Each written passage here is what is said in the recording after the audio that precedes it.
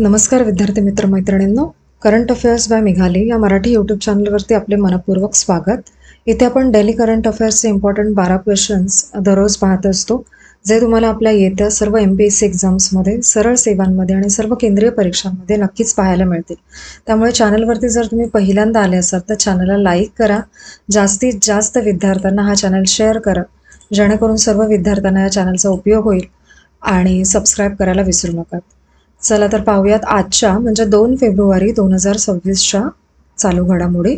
प्रश्न पहिला, 2026 Australian open पुरुष एकेरीच्या अंतिम सामन्यात अल्कराजने कोणाला पराभूत केले? तर याचे योग्य उत्तर आहे पर्याय क्रमांक सी, नोवाक जोकोविच याला.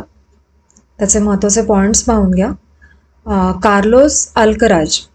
कार्लोस अल्कराज 22 वर्षे 272 दिवसांचा असताना करिअर ग्रँड स्लॅम पूर्ण करणारा सर्वात तरुण खेळाडू ठरलेला आहे आणि ऑस्ट्रेलियन ओपन 2026 हे अल्कराजचे पहिले विजेतेपद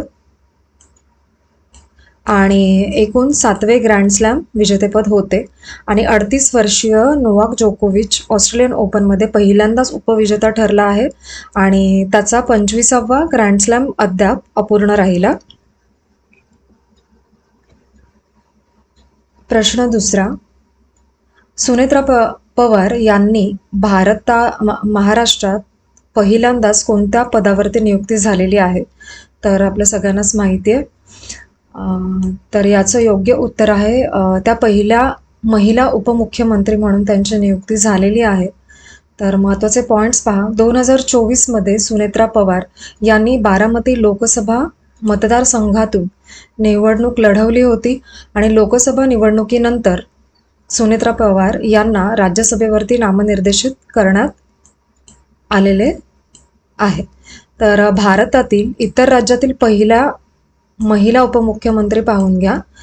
तर पहिले नाव आहे राजेंद्र कौर भट्टल, या पंजाबच्या आहेत आणि 1996ला त्यांची नियुक्ती झाली होती आणि पुन्हा 2004 आणि 2007 पर्यंत देखील झाली होती. दुसरा आहे जमुना देवी, या मध्य प्रदेशच्या आहेत, यांची नियुक्ती 1998 साली झाली होती. कमला बेनीवाल या राजस्थानच्या आहेत, यांची 2003 साली. आणि पामुला पुष्पा श्रीवाणी या आंध्र प्रदेशच्या आहेत आणि यांची नियुक्ती 2019 साली झाली होती. रेणू देवी या बिहारच्या आहेत, 2020 साली यांची नियुक्ती झाली होती. आणि दिया कुमारी या राजस्थानच्या आहेत आणि 2023 साली त्या नियुक्त झाल्या होत्या पहिल्या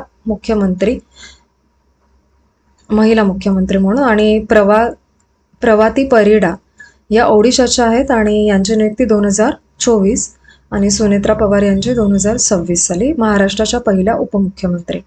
पुढील प्रश्न तिसरा, पेचोरा S-25 नेवा किंवा पेचोरा ही कोणत्या प्रकारची क्षेपणास्त्र प्रणाली आहे? तर याचे योग्य उत्तर आहे पर्याय क्रमांक सी, जमीन ते हवा क्षेपणास्त्र आहे. महत्त्वाचे पॉईंट्स पहा. पेचोरा S-25 नेव्हा ही सोव्हिएत काळातील जमीन ते हवा प्रक्षेपण प्रणाली आहे आणि पेचोरा प्रणालीचे अपग्रेड बेंगळुरू स्थित अल्फा डिझाईन टेक्नॉलॉजीज लिमिटेडने केलेले आहे, म्हणजे सध्याचे. आणि या प्रणालीतील रडार मार्गदर्शित V600 क्षेपणास्त्र वापरली जातात आणि 4R-19 यतगान रडारद्वारे लक्ष्य शोध व ट्रॅक केले जाते. पुढील प्रश्न चौथा, देविका सिहाग हिने आपला पहिला बॅडमिंटन वर्ल्ड फेडरेशन सुपर 300 किताब कोणत्या स्पर्धेत जिंकलेला आहे असा प्रश्न आहे. तर याचे योग्य उत्तर आहे थायलंड मास्टर्समध्ये, पर्याय क्रमांक सी. महत्त्वाचे पॉईंट्स पहा. अंतिम सामन्यामध्ये मलेशियाच्या गोहजिन वेई हिने दुखापतीमुळे माघार घेतल्यामुळे देविका विजेती ठरली आणि बक्षीस रक्कम जवळजवळ $2,50,000 इतकी होती. त्यामुळे आंतरराष्ट्रीय कारकिर्दीतील हे सर्वात मोठे यश आहे आणि देविका सिहाग सध्या जागतिक क्रमवारीत 63व्या क्रमांकावरती आहे आणि देविका सिहाग बेंगळुरू येथील पदुकोण द्रविड क्रीडा उत्कृष्टता केंद्रामध्ये प्रशिक्षण घेते आणि तिचे प्रशिक्षक आहेत उपेंद्र राणा. पुढील प्रश्न 5वा. एअर मार्शल इंद्रपाल सिंह वालिया यांनी 1 फेब्रुवारी 2026 रोजी कोणता पदभार स्वीकारलेला आहे, असा प्रश्न आहे. तर याचे योग्य उत्तर आहे पर्याय क्रमांक सी, पूर्वी वायू कमांड म्हणजे air officer commanding in chief हे पद. त्याचे महत्त्वाचे पॉईंट्स पहा. 11 जून 1988 रोजी भारतीय वायुसेनेच्या फायटर स्ट्रीममध्ये कमिशन झालेले आहेत हे, आणि यांना 3200 पेक्षा जास्त तासांचा अपघातमुक्त उड्डाण अनुभव आत्तापर्यंतचा त्यांचा आहे. आणि एअर मार्शल इंद्रपाल सिंह वालिया यांनी एअर मार्शल सूरत सिंह यांची जागा घेतली, ते जे 31 जानेवारी 2026 रोजी निवृत्त झाले.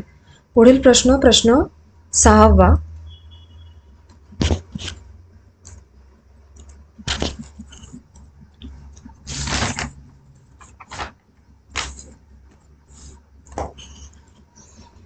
नार्कोटिक्स कंट्रोल ब्युरो NCBचे महासंचालक DG अनुराग गर्ग यांनी कोणत्या सीमेलगत अंमली पदार्थ तस्करी विरोधी उपायांचा आढावा घेतला? तर याचे योग्य उत्तर आहे पर्याय क्रमांक सी, भारत आणि म्यानमार सीमेवरती. त्याचे महत्त्वाचे पॉईंट्स पहा. दौऱ्यात अनुराग गर्ग यांनी पोलीस, जिल्हा प्रशासन आणि आसाम रायफल्सच्या अधिकाऱ्यांशी संवाद साधला. अंमली पदार्थ तस्करी रोखण्यासाठी संयुक्त धोरणांवरती यामध्ये चर्चा करण्यात आली. आणि अनुराग गर्ग यांनी मिझोरामचे पोलीस महासंचालक शरद अग्रवाल यांची भेट घेतली या दरम्यान. पुढील प्रश्न 7वा. भारतातील पहिले Bharat Ratna doctor Babasaheb Ambedkar advocate training and research centre म्हणजे BBATRC कुठे उद्घाटित झालेले आहे? तर ते नवी मुंबई तळोजा येथे. त्याचे महत्त्वाचे पॉईंट्स पहा. या केंद्राचे उद्घाटन मुख्यमंत्री देवेंद्र फडणवीस आणि माजी सरन्यायाधीश न्यायमूर्ती भूषण R गवई यांनी केले. आणि स्थापना महाराष्ट्र व गोवा बार काउन्सिल द्वारे करण्यात आलेली आहे. आणि हे केंद्र विधी शिक्षण आणि प्रत्यक्ष न्यायालयीन कामकाज यातील दरी कमी करण्यासाठी कार्य करेल. पुढील प्रश्न 8वा. 2026 ऑस्ट्रेलियन ओपन महिला एकेरी विजेतेपद कोणी जिंकले? महिलांचाही प्रश्न इथे पण कव्हर केलेला आहे. तर त्याचे योग्य उत्तर आहे पर्याय क्रमांक सी, एलेना रिबाकिना हिने. महत्त्वाचे पॉईंट्स पहा. एलेना रिबाकिना ही कझाकस्तानची 5वी नामांकित खेळाडू आहे. एलेना ही कझाकिस्तानची आहे आणि 2018 पासून कझाकिस्तान देशाचे ती प्रतिनिधित्व करत आहे. एलेना 2022 विम्बल्डन आणि 2026 ऑस्ट्रेलियन ओपन हिने जिंकलेले आहे. या 2 स्पर्धा हे दुसरे तिचे ग्रँडस्लॅम आहे आणि ग्रँडस्लॅम जिंकणारी ती पहिली कझाकिस्तान महिला टेनिसपटू ठरलेली आहे. आणि तिची सर्वोत्तम WTA क्रमवारी जागतिक क्रमांक हा 3रा आहे तिचा. पुढील प्रश्न 9वा. ट्रान्सपरन्सी इंटरनॅशनल बांगलादेश म्हणजे TIBने कोणत्या मसुदा अध्यादेशांवरती टीका केली? तर याचे योग्य उत्तर आहे पर्याय क्रमांक बी, राष्ट्रीय मीडिया आयोग व प्रसारण आयोग अध्यादेश. त्याचे महत्त्वाचे पॉईंट्स पहा. या अध्यादेशद्वारे 2 वेगवेगळे आयोग स्थापन करण्याचा प्रस्ताव आहे, म्हणजे फॉर एक्झाम्पल राष्ट्रीय मीडिया आयोग आणि प्रसारण आयोग असा. आणि TIBनुसार या आयोगांवरती सरकार व नोकरशाहींचे नियंत्रण राहील.